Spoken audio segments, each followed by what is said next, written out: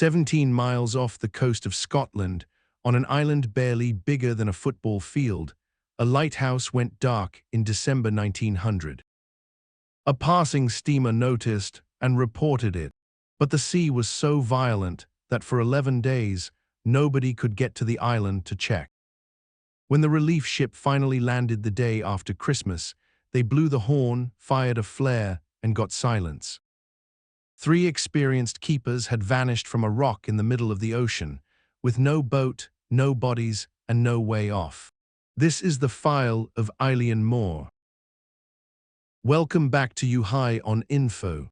Tonight's file takes place on 7 acres of bare rock in the North Atlantic. The Flannan Isles are so remote and so storm-lashed that even the shepherds who once grazed sheep there refused to stay overnight. Locals called them the 7 Hunters.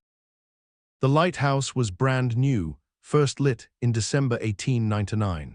The men who vanished had been running it for barely a year.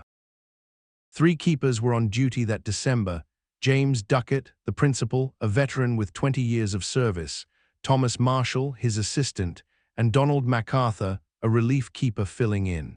Steady men. Careful men. On December 26th, the relief vessel Hesperus finally fought its way to the island. No flag on the mast. No keeper waiting at the landing. No response to the whistle or to the flare. Relief keeper Joseph Moore climbed the 160 steps to the lighthouse alone. He found the gate closed, the door closed, and inside nobody. The kitchen was tidy. The lamp upstairs was cleaned, trimmed, and ready to be lit. These men had done their duty right up to the end. The clocks had all stopped, wound down, because there was no one left to wind them. And on the hooks by the door, 1 set of oilskins. 2 men had dressed for a storm. The 3rd had gone outside without his coat, into December in the North Atlantic. The last log entry was December 15th. Whatever happened, happened that day, the same day the passing steamer first saw the light dark. The island told the rest. At the West Landing, the platform where supplies were hauled up from the sea, the damage was staggering. Iron railings were twisted like wire. A crate of ropes stored 110 feet above the waterline had been ripped out and scattered. A block of stone heavier than a man had been shifted. Water does not usually reach 110 feet above the sea. That day it had.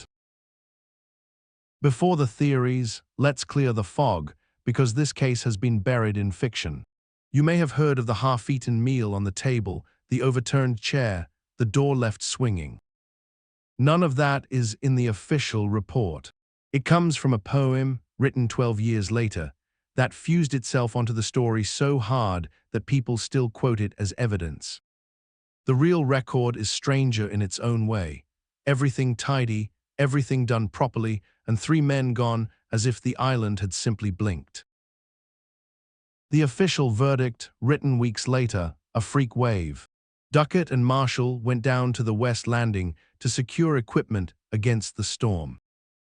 MacArthur, the man with no coat, may have seen a monster sea rising from the tower and sprinted out to warn them. And a single wall of water took all 3 at once. It fits the bent railings, the missing coats, the tidy kitchen. It's the explanation the lighthouse board settled on. But it never sat easily. These were veterans who knew exactly what a winter sea could do, and the rule was that 1 man always stayed inside the light. That day, for some reason, the rule broke.